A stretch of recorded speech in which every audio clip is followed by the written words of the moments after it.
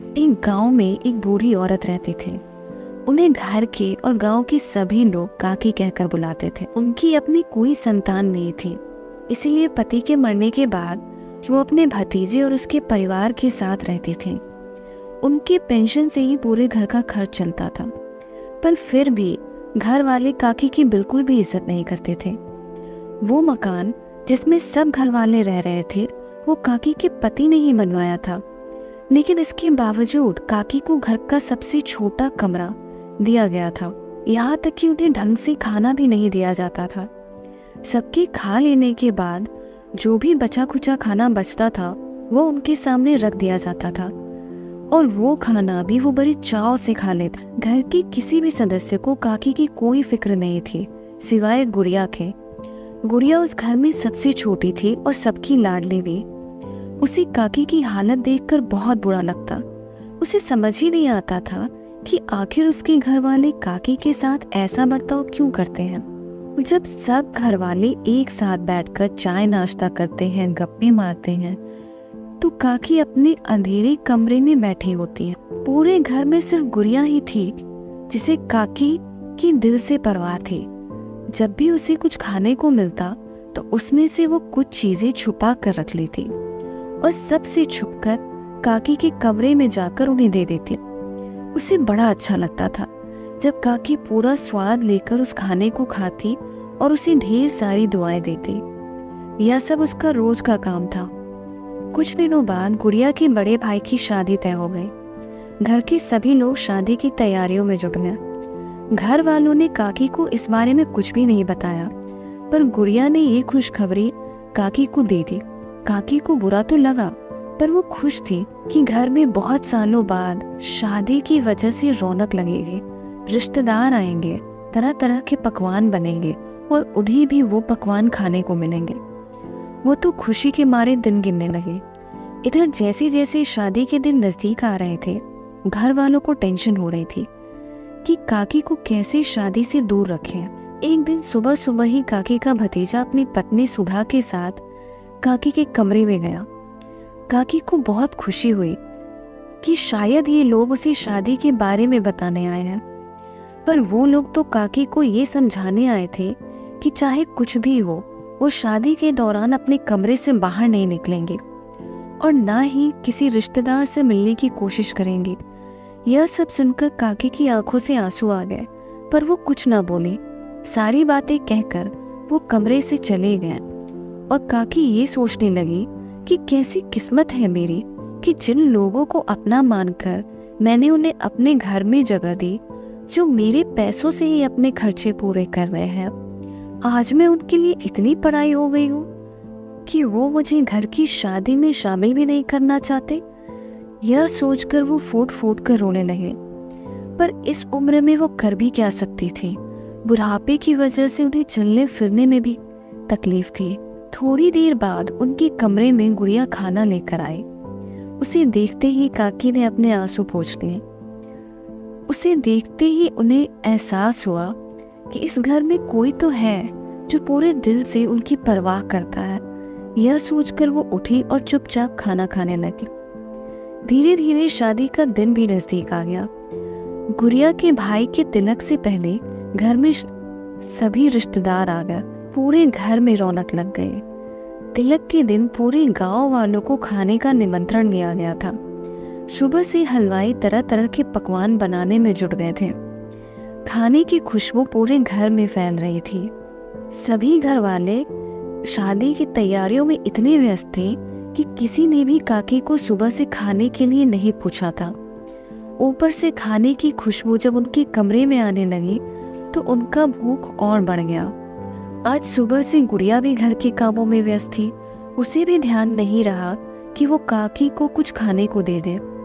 भूख के मारे काकी पहले ही परेशान थी, ऊपर से खाने की खुशबू उन्हें और बेचैन कर रही थी। उन्होंने सोचा कि बाहर जाकर खुद ही खाना मांग लेते हो, पर उन्हें उनके भतीजे की बात याद आई कि उसने तो मुझे कमरे से बाहर निकलने से सख्त मना किया है। यह सोचकर वह बिस्तर पर जाकर लेट गई, पर भूख की वजह से आज उन्हें नींद भी नहीं आई। उन्होंने सोचा कि हो सकता है थोड़ी देर में गुड़िया खुद खाने की प्लेट सजाकर उनके कमरे में आएगी और उन्हें तरह तरह के पकवान खिलाएगी। यह सोचकर वह मन ही मन खुश हो गई और सोचने लगी कि आज खाने में क्या क्या बना होगा।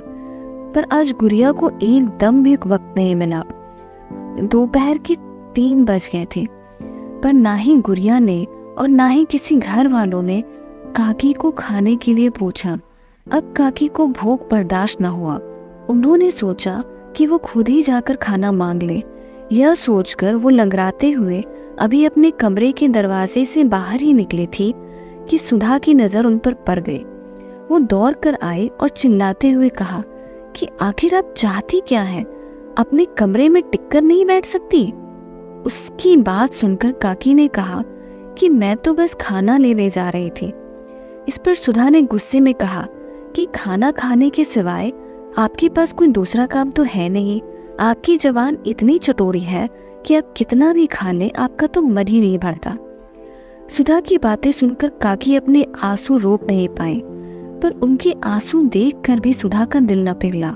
उसने गुस्से में उनका हाथ पकड़ा और उन्हें उनके कमरे में ले जाकर पटक दिया और उन्हें कमरे से बाहर ना निकलने की चेतावनी भी दी। काकी को सुधा की बातों से इतनी चोट पहुंची कि वो अपने बिस्तर पर लेटकर सुबक सुबक कर रोने लगे। उन्हें शर्मिंदगी हुई कि अगर वो कमरे से बाहर ना निकली होती तो आज उन्हें सुधा की ये जली कटी बातें ना सुननी पड़ती। वो वापस सोने की कोशिश करने लगी, पर भूख के कारण उनकी नींद तो जैसे उड़ ही गई थी। रात को तिलक खत्म होने के बाद सभी गांव वालों ने, रिश्तेदारों और घर वालों ने मिलकर दावत का लुत्फ उठाया। गुड़िया ने रोज की तरह अपने खाने से कुछ पूड़ियां बचाकर काकी के लिए रख ली थी। रात में सबके सोने के बाद वो चुपके से काकी के कमरे में गई। जाकर देखा तो काकी अपने बिस्तर पर लेटी हुई थी। उसके पैरों की आवाज से काकी उठकर बैठ गई। गुड़िया ने उन्हें पूड़ियां खाने को दी। काकी ने पूड़ियां उसके हाथों से लेकर बड़े प्यार से खाई, पर पूड़ियां काफी कम थी और काकी को बहुत तेज भूख लगी थी। उन्होंने गुड़िया से कहा कि वो उसे खाने के लिए थोड़ी और पूड़ियां लाकर दे दे। इस पर गुड़िया ने कहा कि सारा खाना किचन में रखा है और किचन का दरवाजा बंद है। अगर मैंने दरवाजा खोला और गलती से घर में कोई जाग गया तो बड़ी मुसीबत हो जाएगी। काकी को गुड़िया की बात सुनकर सुधा की दोपहर की बात याद आ गई। उसने गुड़िया से कहा कि वो उसे उस जगह ले जाए जहाँ सारी जूठी प्लेटें पड़ी हुई हैं। गुड़िया काकी का हाथ पकड़कर उन्हें आंगन में ले गई, जहाँ हर प्लेट में कुछ ना कुछ खाना बचा हुआ था। काकी खाने के एक एक दाने को बड़े प्यार से स्वाद लेकर खाने लगी। इधर कमरे में प्यास से सुधा की नींद खुल गई। उठते ही उसने देखा कि गुड़िया कमरे में नहीं है। वो गुड़िया को ढूंढते हुए जैसे ही आंगन में पहुंची तो उसने देखा कि गुड़िया एक जगह खड़ी है और उसके पास ही बूढ़ी काकी जमीन पर बैठ जूठी प्लेट से खाना उठाकर खा रही हैं। यह देखकर उसकी आंखों से आंसू आ गया। आज इतने दिनों में पहली बार उसे अपने व्यवहार पर शर्मिंदगी हुई। उसने सोचा कि आज शादी के घर में ना जाने कितने लोगों ने भर पेट भोजन किया, पर काकी को किसी ने भी खाने के लिए नहीं पूछा। शादी का सारा इंतजाम जिनके पेंशन से हुआ, उसे यह जूठी प्लेट से खाना खाकर अपना पेट भरना पड़ रहा है। वो चुपचाप किचन में गई और खाने की पूरी एक थाली सजाकर काकी के सामने गई। उसे देखते ही काकी और गुड़िया दोनों डर गए।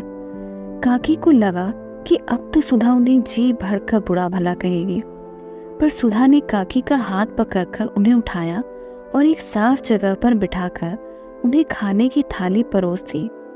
यह देखकर काकी और गुड़िया को बड़ा आश्चर्य हुआ। सुधा ने काकी से माफी मांगते हुए उन्हें खाना खाने को कहा। काकी भी दोपहर की सारी बातें भूलकर एक छोटे बच्चे की तरह प्लेट से खाना उठाकर खाने लगी। गुड़िया को यह सब देखकर बहुत खुशी हुई और सुधा को भी काकी को खाना खाते देखकर आज एक अलग ही तरह का सुकून मिला।